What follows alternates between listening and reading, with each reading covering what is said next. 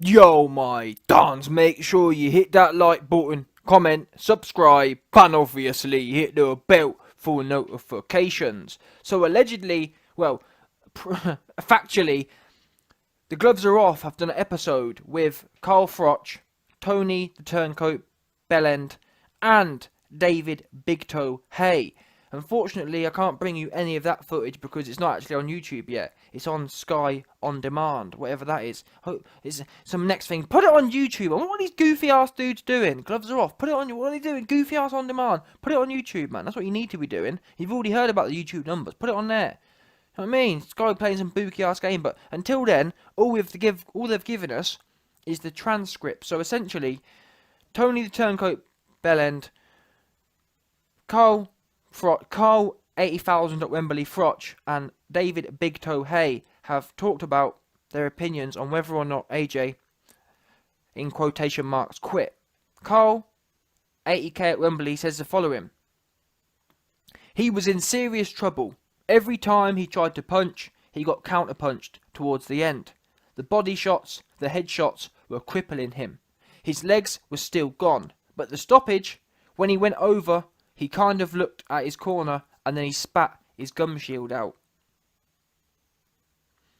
Okay, good move. Give yourself a bit of a breather. Then, when he stood up, he knew he stood up on 8 seconds. You have to then look at the referee in the eye and convince the referee, I want to keep fighting, by the way. But he walked back to the corner nonchalantly, put his gloves up. Well, that's ultimately why the referee stopped the fight, because he didn't look like he wanted to carry on, did he? That's what Carl the Hater Froch had to say. And I've got to be honest, let's call a spade here. Carl Froch has always been, he's covered it up well, no, but Carl Froch has this weird cult following of people who, they make out Carl was something he weren't. He weren't all that, if the truth be known. He was in one of the worst. In fact, the 168 era has never been strong, has it? Carl Froch got beat by the only good one around, Andre Ward. It's been weak for decades, since Roy Jones left, really. Yeah, since Jones and James Toney, since them lot left. It's been bum ass division ever since. Let's be real now. And Carl Froch has always been mad that he's been completely expelled by AJ. That's the truth of it. And that's why you can never really trust what Carl Froch says. And even when he talks about the 80k at Wembley jokingly, but even then, he don't really like it. He don't like the fact that AJ's come along and doing 100k at Wembley, and not only that, his ticket's 10 times higher, all this kind of business. Carl Froch has never liked it. He always thought he was going to be the AJ of boxing. But he kind of, as soon as Carl Froch's career ended, he was completely eclipsed by AJ. That's the truth of what happened, by the way. There's no lies in there. There's no nothing else. Your boy Carl Froch erased by AJ, and he's always been not a jealous person, but not only has he been expelled or covered up by AJ, he's also a bigger man as well. He's essentially everything Carl Froch wants to be. You've seen Carl Froch. He's had the haircut. He's had the eyebrows done. He's had the teeth done. Had his noggin done. He had all the operations done. But he still ain't getting that kind of recognition that AJ gets naturally. That's what it comes down to. I hate to break it to you. Carl Froch, in every area, Carl Froch feels undermined, and that's why he loves digging his oar in. Because whatever you say, end of the day, Carl Frochy, you weren't there. You're not in his head, so you can't. In my opinion, you can't really comment. And the thing is, as well, I'm trying to think who's Carl Froch been in there with.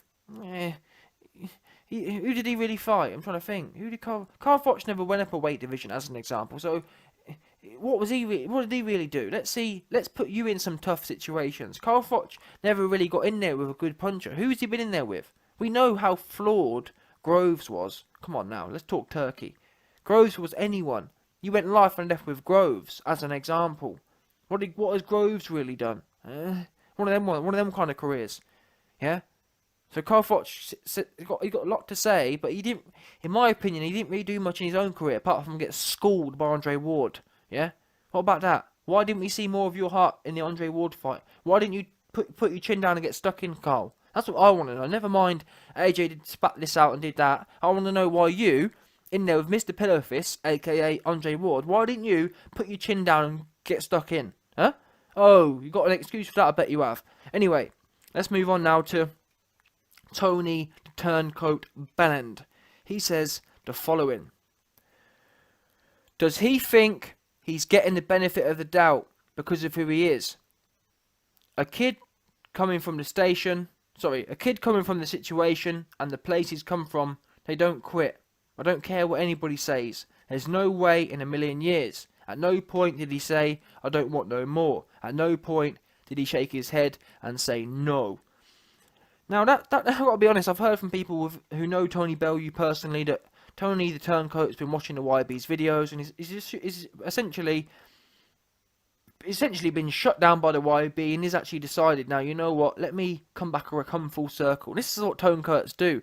I would have actually respected Tony the Turncoat if he'd have been more consistent, but this just shows he's a complete flip-flopper. He's realised now, he's coming into December 7th, he's realised Andy Ruiz is getting chopped up and he wants to be back on the bandwagon now. So he's completely changed. A minute ago he was talking about how Fury's the best. Fury goes absolutely life and death with Otto Wallin, nearly gets stopped by a man. Otto Wallin wasn't even trying, by the way. Go and look at the punch stats. Otto Wallin was putting out 20 punches a round when the heavyweight average is 40. That just goes to show.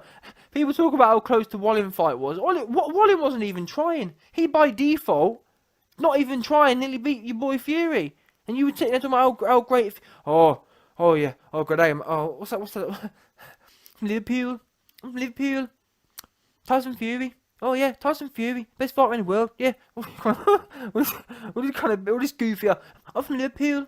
All this goofy ass stuff he was going on about, and he's now realised that AJ's about to win again, and he wants to be back on the bandwagon. But if I was AJ, I'd put my hand in his face. Who are you? Yeah, you know what I mean? Go and do whatever you're doing. No one's interested in what you're doing. Yeah, trying to find your way back onto Sky again.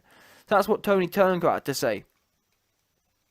Here comes David Big Toe. He's always got something goofy to say. Here we go. Let's listen. That part I couldn't get my head around in the 7th round. No, the part I couldn't get my head around is in the 7th round when he got put down. It wasn't like a big shot. He seemed like he just got cuffed and just wanted a little bit of a break. AJ goes down, gathers himself, gets up at 8, and then turns his back and walks away from the referee at 8. That's one thing I don't understand. Maybe he realised that it's the AJ show and the referee is going to give me the benefit of the doubt.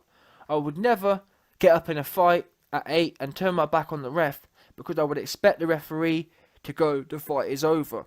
Now actually, I'll give credit to Mr. Big Toe. Now, Mr. Big Toe, never mind, Mr. Big Toe is what you called a...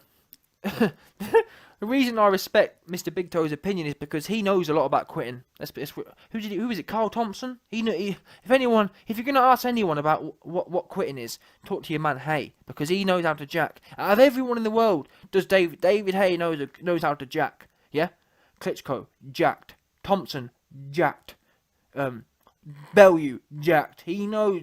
He has no shame. Haye has no problem jacking against Bellew, blowing up 175er. He has no problem jacking against Thompson, old man, shot to pieces. Yeah? No problem jacking against Vlad and blaming his big toe. He's got no shame. So when it comes to that, when David Haye talks about fighters quitting, he's got a lot of experience, and you have to respect experience. But now, on a serious note, I do actually agree with some things he talks about. He says here about AJ perhaps thought that he's the one who's on top of the card and the referee's going to give him some leniency, and I agree with that to an extent. But actually, I think AJ was number one half concussed. Rob McCracken's already admitted he was concussed 5 times before the fight, 5 times during the fight. Rob McCracken's also concussed. So AJ was half concussed, half cloned, and also I think it's just he was shocked, man. He wasn't expecting to be in that situation whatsoever. It was a shock to him. So I just don't think he was thinking straight, full stop. Not only that, though, I think that he says here about turning his back on the ref, and you got to remember, AJ's never been in that position before. Now, he's been down before, but down against Klitschko when he's calm and cool, he wasn't. People don't understand, but getting put down is okay when you've contemplated it, when you've thought about it. Yeah, AJ never thought about being put down by Ruiz, never even crossed his mind, and that's where the shock comes in. And when you're shocked, your heart rate goes up, and literally, people can be frozen in a state of shock, where they literally can't move. And I think that's what was going on. He's completely he didn't know what was going on. Simple as that. And that explains everything in the performance. So that's what it comes down to for me. I just don't think he was thinking straight, because in the Klitschko fight, he didn't have no problem coordinating himself properly. Anyway, Paulie Malignaggi, aka gets schooled by MMA fighter. I watched the Vladimir Klitschko fight myself. I watched him get up in front of 90,000 people. Not only get up after a knockdown, but then go through the next couple of rounds when it's not going his way, and he's still focused, concentrated, until he finally steadies the ship and turns it around and gets a knockout against an ex-world champion. AJ showed he can do it, but was the fatigue a factor in this fight to take him? No, he showed he can do it, but was the fatigue a factor in this fight to take the... No, yes. Wow, I can't even read. He showed he can do it, but was the fatigue the factor in this fight to take him out of the fight? To take the fight out of him? At that moment, was he just like, wow, this guy is coming at me and I'm too tired to deal with this. I'm playing devil's advocate again, because the reaction in that moment, could he have quit? It's possible. It's up for debate. So essentially it's saying that I actually agree. It's out of all the four of these people, Pauline Malignaggi is the one I agree with the most. I think that potentially what AJ says here, fatigue makes mice of all men. Simple as that. And that's why AJ's conditioning is not AJ's actually, all fighters conditioning. And I'd love to work with a fighter one day, because I think I've got some mad ideas. I just can't. I can see my fighter having unparalleled power, unparalleled speed, unparalleled cardio, because I just know too much. Simple as that. I hate to break it to people, man. People think I'm joking. I'd love to be given a shot. Yeah, your boy is the conditioning whisperer. Yeah, any fighter out there who wants to have mad power, mad speed, mad lot of it, you need to come speak to the YB. It's simple as that. Hate to break it to you, man. I've got secrets. I've been blessed. Some people are blessed in maths. Some people are blessed in all this other stuff. Your boy is blessed in cardio, yeah, and training, 1,000,000%.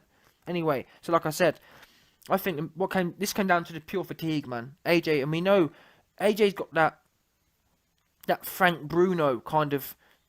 Not Frank. Well, he's kind of like he's actually kind of Frank Bruno like. That Frank Bruno like, when he runs out of gas, he runs out of gas. One of them ones there. However, you can train that, but still, you come down to training. There's no. He's and AJ's actually more explosive than Frank Bruno as well.